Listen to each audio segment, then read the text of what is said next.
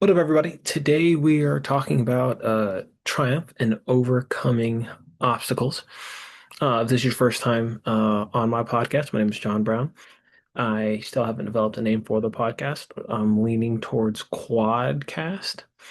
But if you have an opinion on that name or what other names should be or up for bid, feel free to send them my way. Leave it in the comments and or email me because I'll put my email on here shortly. But yeah, Quadcast is what we're leaning towards right now. So about me, this is me. Oh, I've covered Ty's face with my own face. This sitting. Oh well. This is me, and that's my dude Ty. We do a lot of content together on Instagram. Make sure to check us out. My IG's right there, quadfather_77. I founded Empirical Fitness. That's my gym slash fitness business, and I kind of do a lot of other things in various other groups. One thing that I have focused on and do is I help nerds get results, and I have a Facebook group called Nerds Who Lift Weights.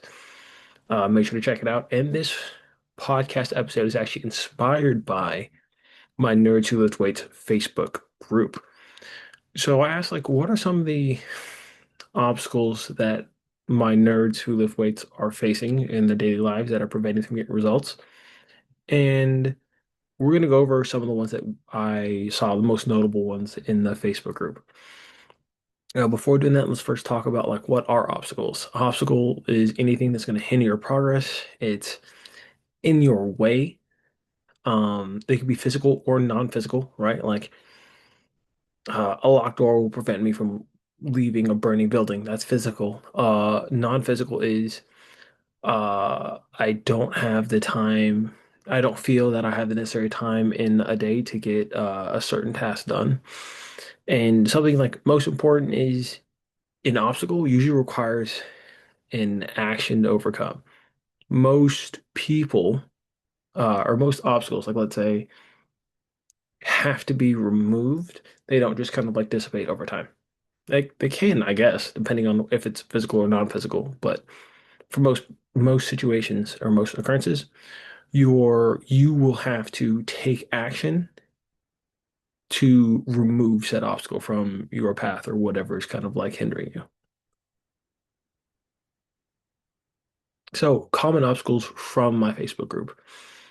Low back pain, stress slash time management, and food is delicious.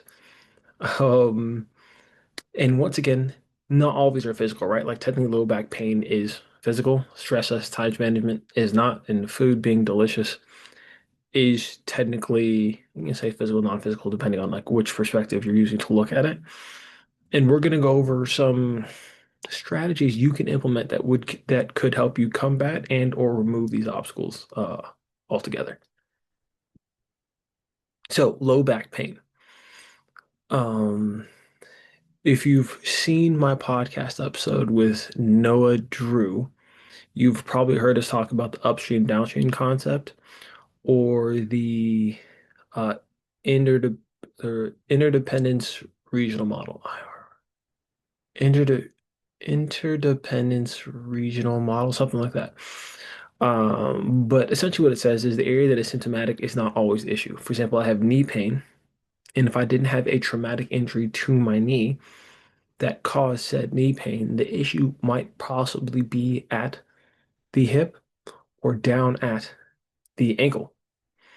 Um, the causes for low back pain obviously can be different. Some of the causes I put here, muscle imbalances of the hip, inability to flex and extend the spine. So your low back hurts because it's static. It cannot flex or extend.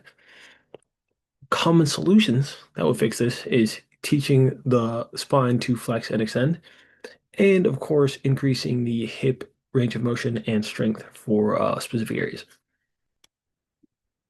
Ooh, going back here real quick. Also, when your low back hurts does matter, like whether it's in hip flexion, hip extension, so on and so forth. So for what I've got coming up is some suggestions as far as like hip range of motion in hip flexion.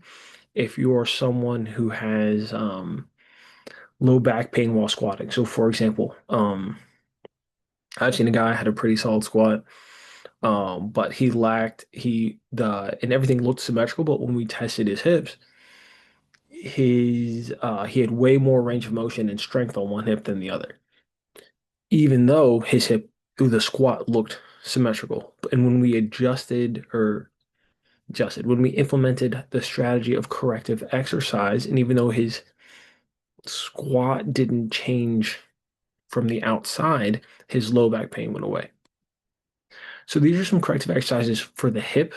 Um, but all these are on my YouTube channel. That's like somewhere, and I could possibly put the links in the description. So look forward to that.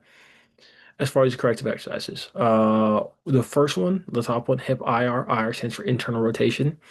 You squeeze a foam roller here, and you send both heels away. You should hopefully be symmetrical. Rep scheme wise, I'd recommend like 3 sets to 8 to 10 of these, kind of holding that end position, really focusing on the hip internal rotation. The one below that is hip ER external rotation, laying sideways on the bench, side lying. Your hip actually starts in internal rotation and goes up into external rotation in this example. So you actually get to stretch or provide a little bit more space into your IR before going into deeper ER actively. Corrective exercises for your spine. So I call this a spinal wave. When you look at it from start to finish, it looks more like a cat cow. A spinal wave is more segmented. Segmented meaning you're trying to focus on moving one vertebrae at a time versus trying to move both ends of the spine at a time. So here, see my start, everything's very extended. My cervical spine, I'm looking up, my chest is protruding outwards, my low back has this big arch, and then I go the other way where I'm like rounding everything, including my cervical spine and my lower back spine. Ooh, 3 segments of the spine, guys: cervical, thoracic, and lumbar. Right here, if you're looking at my finish, I probably could work a little bit more on my lumbar flexion. It looks like I would benefit from that, but not bad from where I used to be. I used to be pretty stuck in my low back, so go me.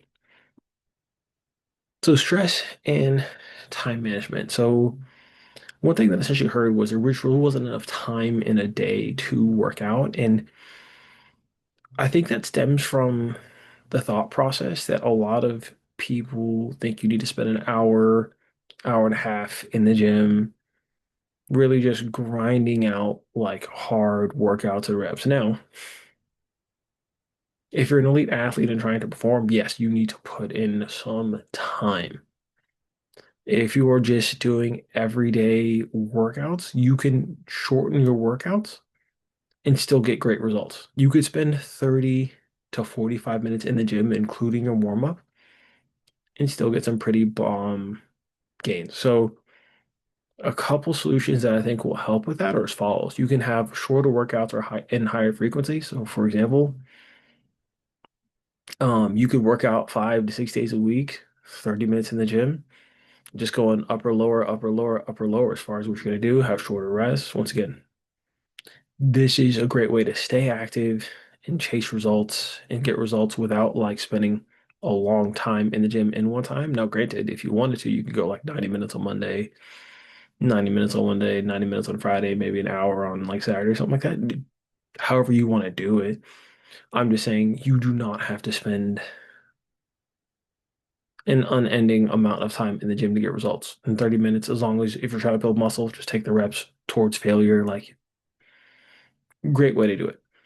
A preferred exercise or activity. If you like your exercise or activity, you're more likely to make time to do it. So, for example, I love lifting. I'm going to make time to lift. It's the law.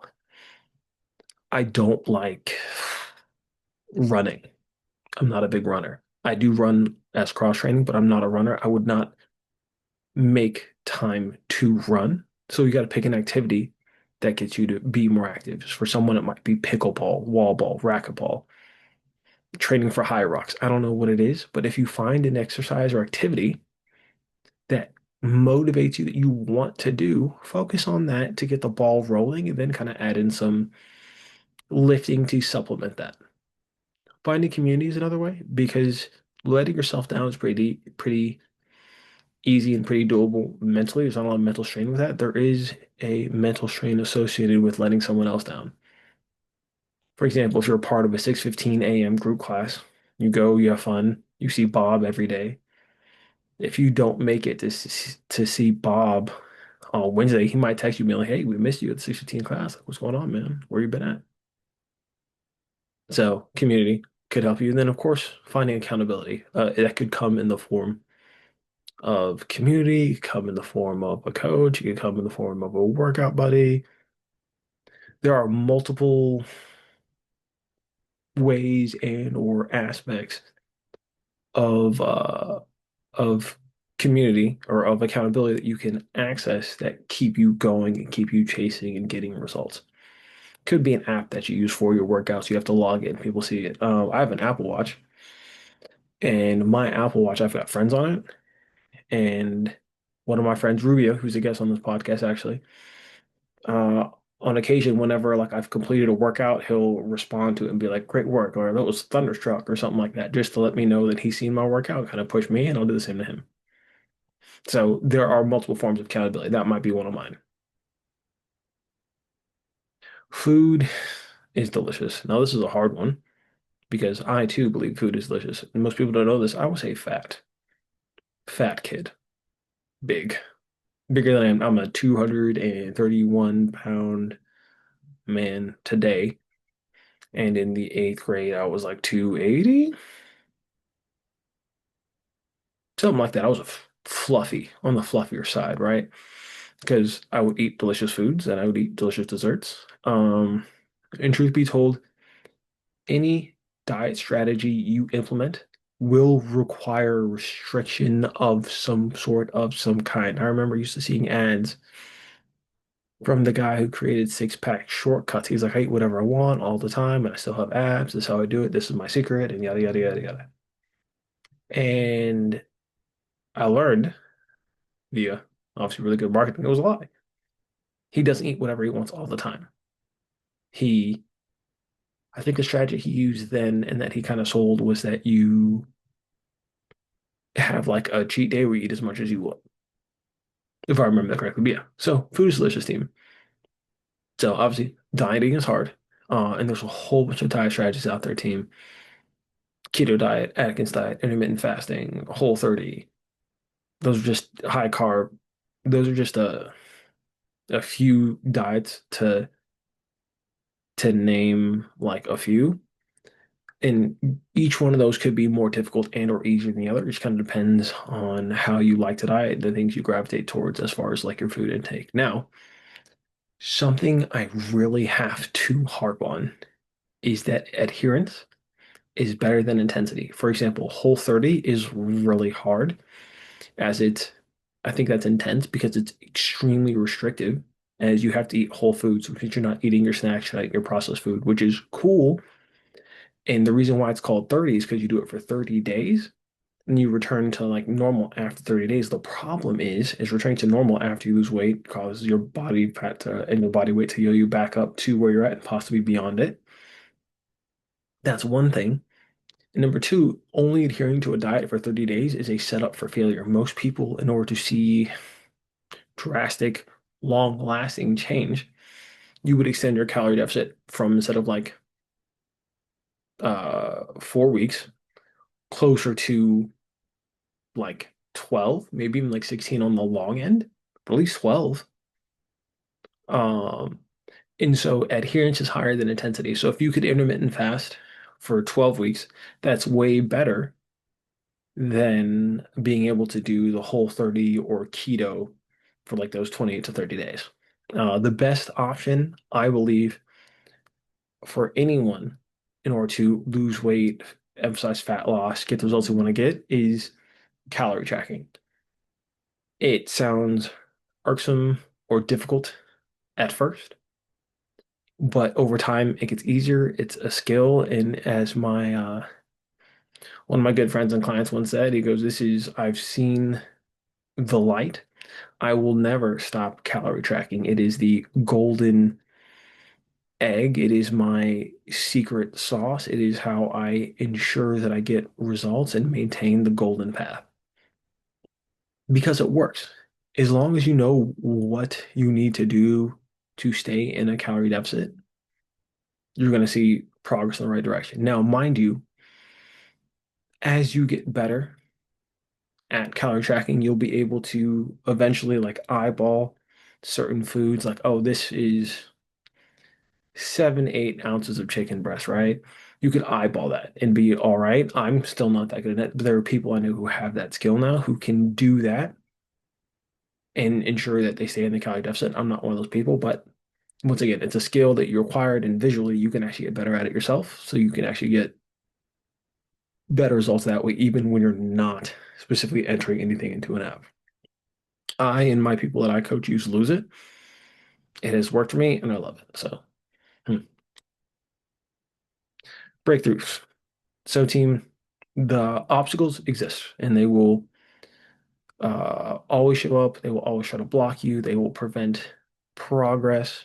And that's okay. It kind of makes life worth living, makes life a little fun, if you will, a little pizzazz on it. The cool part is that you can always create solutions and or find solutions.